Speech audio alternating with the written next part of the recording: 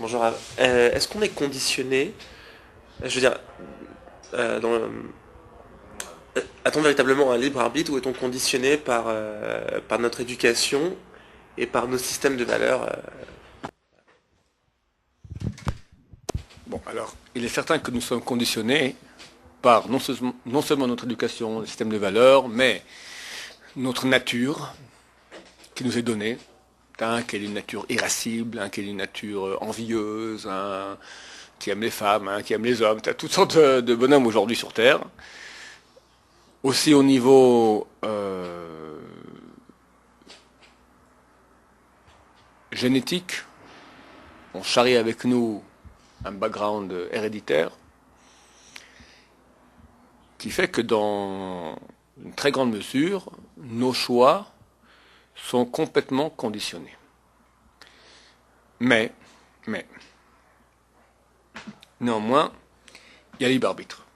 Preuve en est que la Torah ordonne. Dieu ordonne. Or, on ne peut ordonner que si la personne à qui on s'adresse a un choix. Fait.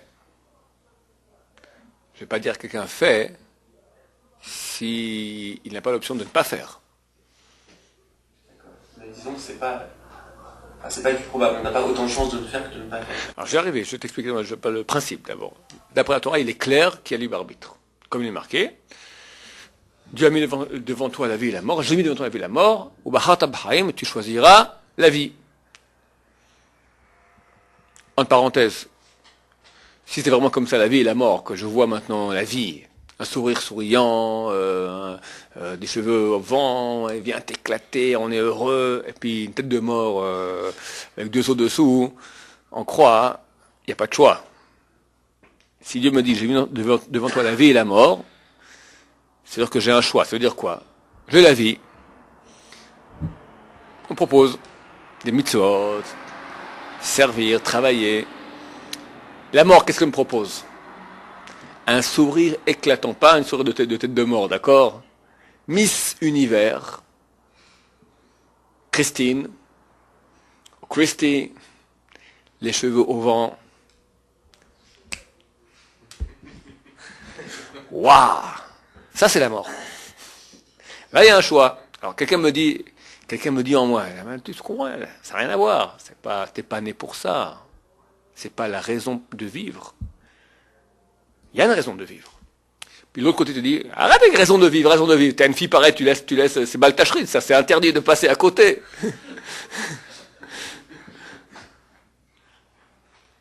On a deux tendances en nous. Donc, il est clair que Dieu met devant nous des choix, et le choix n'est possible que s'il y a une égalité de pulsion entre le côté négatif et le côté positif. Parce que s'il n'y a pas une égalité, il n'y a plus de choix. Forcément, tu vas vers la pulsion qui est la plus forte. Alors comment ça se passe? C'est très simple. Dieu va créer en nous deux parties. Une partie qu'on appelle la partie divine, l'âme, une partie qu'on appelle la partie animale, qui est tout simplement le corps. Pourquoi animal? Parce qu'elle n'est pas tellement différente de l'animal. Elle fonctionne avec des pulsions. Pulsions de nutrition, pulsions de reproduction, pulsions de conservation d'espèces, pulsions de colère, de jalousie.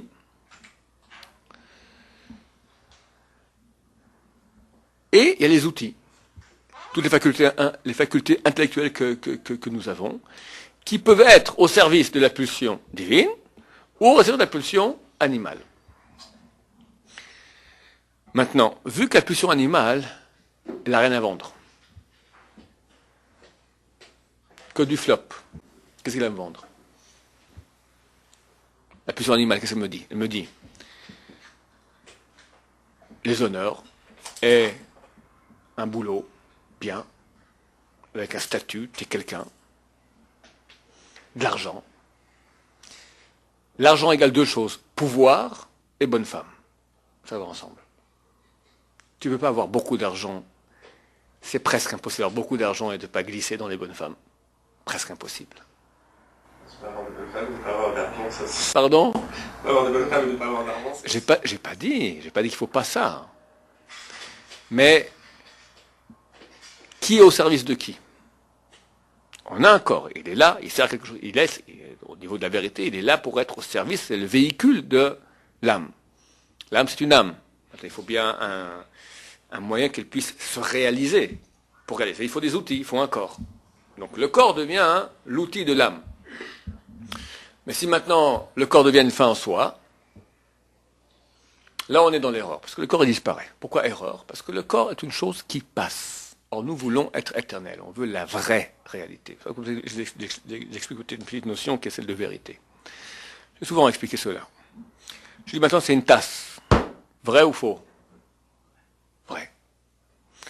Je dis c'est une Ferrari. Vrai ou faux? Faux. Pourquoi? Sans parler maintenant que le mot Ferrari et le mot tasse ce sont des définitions arbitraires, d'accord? Admettons que on accepte maintenant, dans l'arbitraire des définitions que nous avons, est-ce qu'il est vrai ou est-ce qu'il est faux que j'ai devant moi une tasse? Il est vrai. Est-ce qu'il est vrai ou il est faux que j'ai devant moi une Ferrari? Il est faux. Pourquoi c'est faux? Pourquoi c'est faux? Pourquoi c'est faux de dire qu'il y a ici une Ferrari? C'est-à-dire, la réalité de l'objet défini ne correspond pas à la définition Ferrari. Je veux dire c'est une Ferrari, c'est faux parce que c'est pas réel. Il n'y a pas de Ferrari dans la réalité. Elle ne roule pas, elle n'a pas de moteur, c'est pas une Ferrari, désolé. Dans la réalité, il n'y a pas de Ferrari. Donc, vrai égale réel. Ça, il faut comprendre. Les gens, c'est pas c'est quoi la vérité. La vérité égale réel. Une chose de vrai, c'est une chose qui est. Mensonge égale n'est pas irréel. Maintenant, un mensonge qui est irréel n'est même pas mensonge. Je vous dis, messieurs, c'est une Ferrari, vous n'y croyez pas. Il n'a aucune valeur ce mensonge. Un mensonge a de valeur que si on y croit, si on lui accorde de la réalité. Une chose qui n'a pas de réalité, à laquelle on n'accorde aucune réalité, n'est pas. Je te dis, je suis le Père Noël.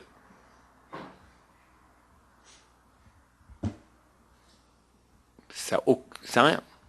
Je te dis, n'importe quoi. Hier, on m'a mis un PV.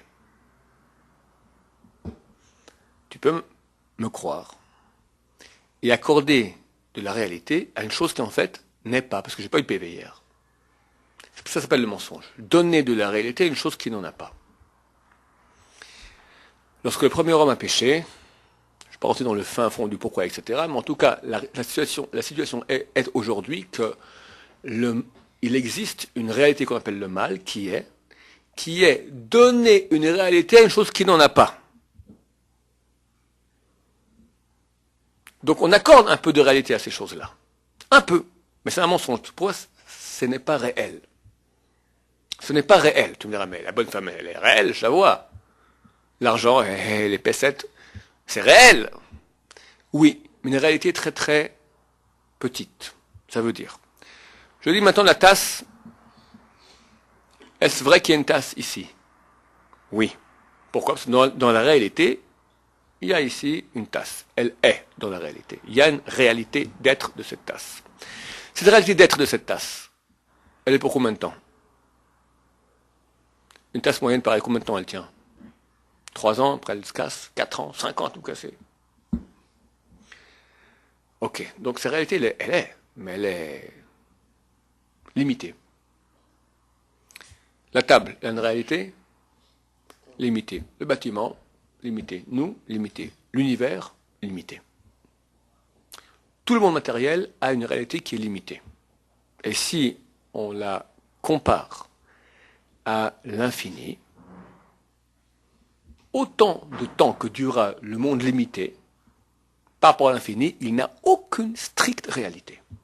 On se veut dire, prends 1000 ans, prends 10 000 ans, prends 100 milliards d'années, par rapport à l'infini. Quelle valeur ça a? Zéro. Donc, par rapport à la réalité qui est, c'est quoi être? Être, c'est avoir une réalité. Qu'est-ce qu'est une réalité?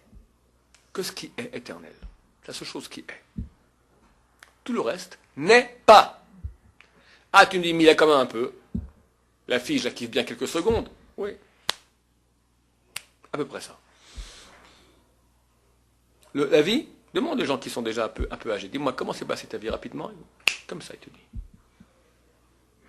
L'univers, donc tout n'est pas. Qu'est-ce qui est? Le seul qui est, c'est celui qui est. L'être suprême, comme ça on l'appelle. L'éternel en français, en hébreu, Yud Keh Vav Keh, celui qui était et sera, c'est son nom. On a parlé hier, le nom d'essence de Dieu. Il est. Donc dans la vie, j'ai le choix entre ce qui n'est pas et qui semble être, qui a un être qui est très momentané, parce que je lui accorde la réalité, c'est la réalité du mal aujourd'hui, et là une réalité qui est petite, parce qu'on lui a accordé, on a donné du flux de réalité à ce qui n'est pas, c'est le mal, le mensonge. Un mensonge. Il est là, il existe, le mensonge. On y croit. Et la réalité qui est éternelle vraiment, Dieu. Mon corps n'est pas sensible à Dieu. Il s'en fout complètement. Mon corps ne saisit ce que le corps saisit, les 5 sens. Je vois, j'entends, je sens, je touche. Dieu, je ne peux pas le saisir par ces moyens-là. Et vu que je suis né maintenant sans perception de Dieu, pour moi, Dieu est une chose qui, à la rigueur, n'existe pas. Je veux bien croire, mes parents me l'ont dit, ok, j'accepte, peut-être, j'y crois, je ne peux pas trop poser la question. En tout cas, c'est dans le domaine assez irréel. Par contre, la réalité, tangible, elle est là. Ah, ça, je le vois bien. Quelqu'un me donne un coup de main. Je l'ai senti.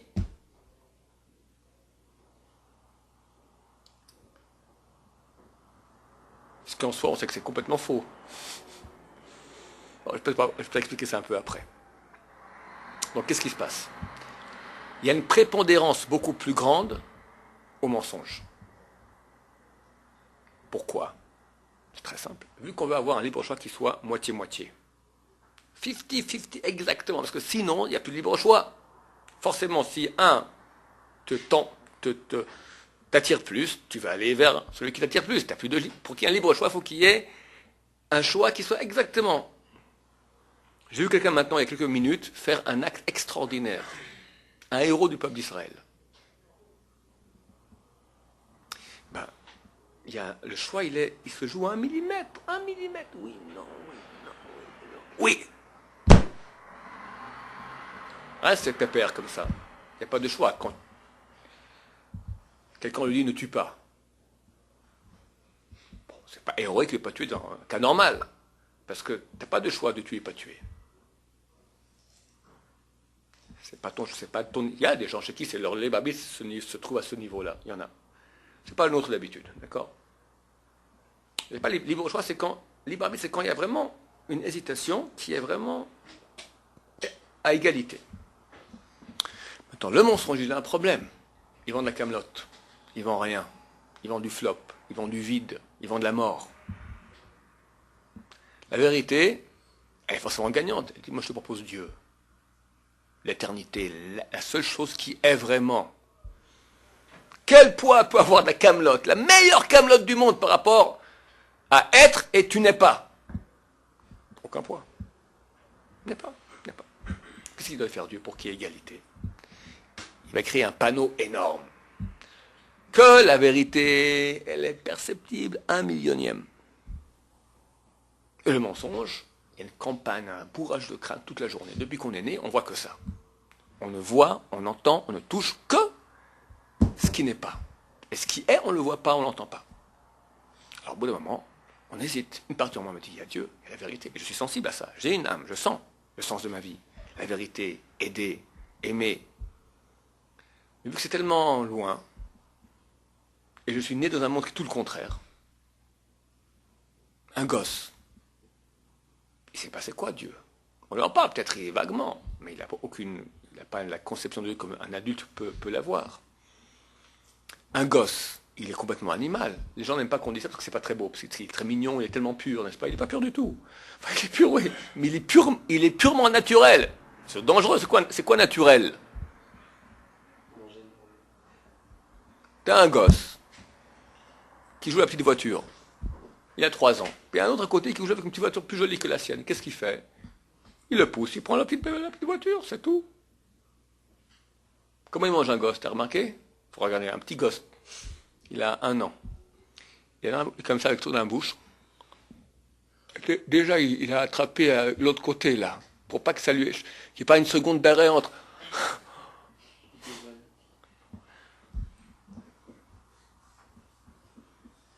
J'ai fait une fois ici, je peux le refaire. Tous ils sont mis à la fenêtre, toute la yeshiva. Je jouais comment imaginer un type de mon âge qui est resté gosse. D'accord? Je sais plus comment j'avais fait, d'accord?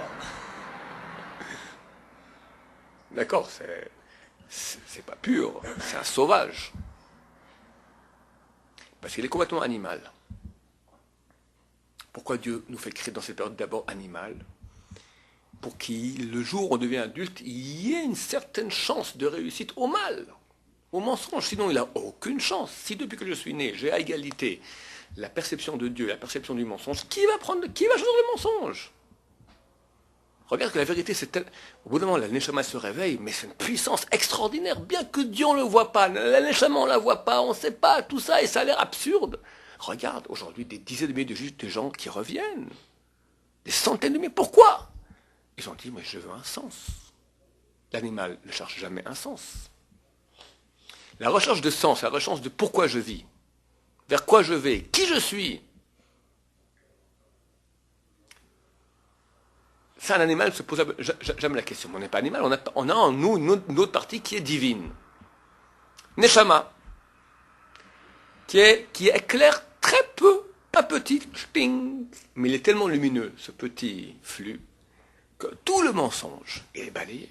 Il y en a un Midrash qui dit, début Parashat Vayeshev, qu'il y avait un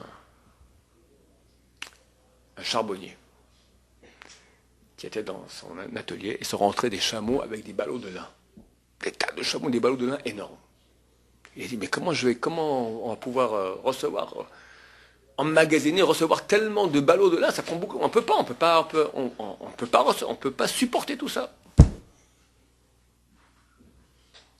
Ça, c'était l'exemple. Le sujet de l'exemple, c'est Yaakov Avinu. Yaakov Avinu, lorsqu'on a cité tous les Aloufé Edom, tous les rois qui seront descendants de Esav Aracha, Esav le mécréant, il dit, comment, moi, Yaakov, je pourrais résister par rapport à tous ces rois énormes, des chameaux comme ça, avec des ballots qui font beaucoup de place, beaucoup de bruit. On n'est rien, un petit peuple de rien du tout. Un sage lui dit, une étincelle sort de ton soufflet et brûle tout le lin. Ça veut dire, c'est marqué, à la fin des temps, la vérité, elle va brûler tout le mal. Il ne faut pas beaucoup de vérité. Un petit étincelle de vérité, ça enlève tout. Quand tu dis à quelqu'un sincèrement, tu poses la question, quel est le sens de ta vie? Mais très très sincèrement, le vrai sens, sois authentique, sois complètement honnête avec toi-même. Chacun a soif de vie. La seule soif, la seule vie qu'il peut y avoir, vie, être, c'est dans ce qui est, dans ce qui reste, dans l'acte qui va rester. Quand tu donnes à quelqu'un, c'est un acte qui reste. Quand tu prends, ça ne reste pas, c'est ton corps qui a pris. Donc la vérité, elle a un poids énorme. Pour qu'on puisse avoir libre arbitre, Dieu crée dans le côté, on va dire, anti-Neshama, le background éducatif, génétique, naturel, le caractère, toutes ces choses-là, qui sont l'antithèse du Neshama. Pas toujours, mais qui peuvent l'être. Mais il met aussi la pulsion Neshama. Que chaque être humain, juif ou pas, a soif de vérité. Peut avoir soif de vérité. Au moins une fois dans la vie, il se pose la question, pourquoi j'existe? Qui suis-je? Se met hors de lui et dit, quel est le sens de ma vie? Je ne suis pas là rien que pour profiter. Dès lors, réponse à ta question. Bien qu'on ait un background et qu'on soit conditionné, conditionné, oui, jusqu'à une certaine limite. Mais il y a aussi Neshama. On a aussi un autre conditionnement. On est conditionné par deux axes. L'axe animal, l'axe divin. On a aussi un conditionnement divin qui vient. Même quelqu'un qui est éduqué hors de la Torah, etc., il a la faculté, en tant qu'être humain, comment on appelle cela, la sensibilité à la vérité, qui est petite, mais qui est très puissante. Une étincelle qui peut brûler des ballots de lin, des tonnes de ballots de lin, de mensonges. Ça répond à ta question? Il y a juste un cas dans lequel l'étincelle de Neshama et la présence du mal ne sont pas toujours évidentes en fait. Et où en fait, dans ce cas-là, on fait appel à la réflexion pour savoir distinguer la partie de vrai du faux. Ce que je veux dire, c'est par exemple le corps, je sais pas, par exemple, on a besoin de travailler pour pouvoir s'alimenter. Après, effectivement, ce travail, ça peut devenir une obsession, ou ça peut être effectivement simplement quelque chose qui va nous suffire à manger, etc. Comment on peut se faire cette distinction de manière complètement... Très bonne question et très simple réponse.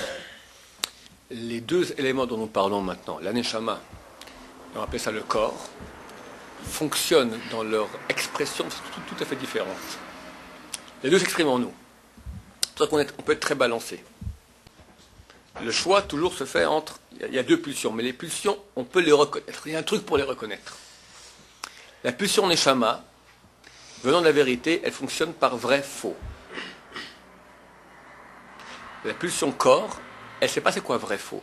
Elle fonctionne par envie et pas envie. Prends n'importe quel exemple. On va dire à quelqu'un maintenant, quitte ta Goya. Quitte ta copine qui est non juive. C'est pour la Torah, il ne faut pas le faire. Lui, il est d'accord, il comprend très bien. La tête, il ne faut pas. On lui fait un argumentaire. Écoute, voilà, tu parles d'un peuple, un peuple qui est un peuple éternel. Et lorsque tu fais cela, tu arrêtes cette histoire de peuple éternel. Tu quittes ce peuple, c'est dommage, tu as la vérité, on peut le prouver. Et par cet acte-là, tu quittes l'éternité du peuple d'Israël. Réponse directe. Oui, mais. Oui, c'est vrai. C'est vrai. C'est vrai. La Neshama l'a parlé, c'est vrai. Mais quoi? Il faudrait la dire si c'est vrai. Pourquoi tu dis mais? Mais c'est dur. Mais demain, je vais réfléchir. Vous comprenez? C'est pas facile. Aucun argument rationnel. Que des arguments, entre guillemets arguments, j'ai pas envie, c'est dur, corporel. Le corps fonctionne comme un animal. Pulsion, de recherche de plaisir et fuite de la souffrance. Le schéma fonctionne par raison. C'est juste, c'est faux. Si c'est juste, il faut le faire. Si c'est faux, il ne faut pas le faire. Donc, l'exemple que je prends toujours. Le réveil sonne le matin à 7h. Dring. Que dit la Neshama? Il faut se lever. Que répond le corps? Oui, mais... Oui, il faut se lever. Mais dans 5 minutes. Allez, non, mais j'ai dit oui, il faut se lever maintenant, dit la Neshama. Oui, il faut se lever maintenant, mais... J'ai été tard au lit hier, il y a un mariage, je pourrais mieux étudier si je m'en pose encore un peu, et puis il fait froid, je veux bien en été, mais pas en hiver. Tout un argumentaire très solide. Preuve en est que rares sont les personnes, lorsque ça sonne, ils se lèvent. C'est rare. Parce qu'il y a une partie du temps de débat.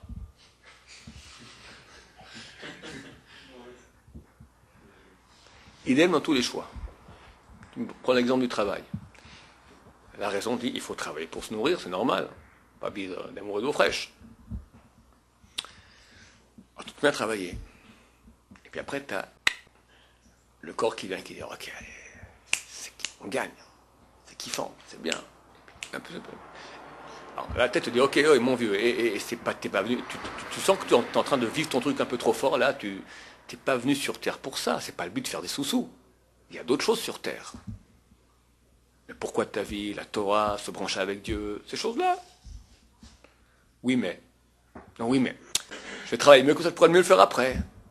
Non, mais quand même, il faut un minimum. L'autre, mais t'as dépassé le minimum déjà. Puis certains qu'on dit après, ça viendra pas. Il y a un débat. Donc, comment définir où est la vérité d'après la raison? Sans le sentiment. Il faut être froid, dur, objectif. Et une fois qu'on a trouvé la solution sont objectifs, et c'est relativement facile de le faire, comprendre que tous les oui mais qui viennent après, il ne faut pas les écouter. C'est comme ça, et c'est une avalanche. C'est pas ou un petit oui mais comme ça, c'est une avalanche énorme. Une avalanche énorme de peur, c'est des pulsions très puissantes. On voit à quel point c'est pas normal. Des pulsions énormes de choses qui te disent oui mais, oui mais, oui mais. Et les gens, s'ils ne sont pas contents de ce que je dis maintenant, vivent dans le oui mais toute la journée. Et ils sont possédés, parce qu'on parle de l'SRA, eux sont complètement conditionnés. Incapables de sortir maintenant du carcan de ce que leur corps leur dit. L'âme esclave du corps. Alors que l'âme doit être le boss du corps. Le corps veut être le serviteur de l'âme, parce que c'est très bénéficiant pour le corps d'être l'outil par lequel l'âme peut agir sur terre. Tu deviens un outil sacré, un outil de Dieu. Le corps aimerait bien, quelque part, dans la réalité des choses. Mais les règles du jeu sont que Dieu donne au corps le droit d'envoyer des pulsions qui sont fausses. C'est-à-dire que le Yetzirah, il vient sur terre et il te tente. Après, il va là où il t'accuse. C'est pas sympa. Le corps, il te tente, mais après, il t'accuse que, quelque part, tu as biaisé le but pour lequel il a été créé. Quelque part, le corps t'accuse, et je ne suis pas là pour ça. Moi, je suis là pour servir en tant que serviteur de l'âme. C'est clair? Ok, messieurs. Baruch Adonai,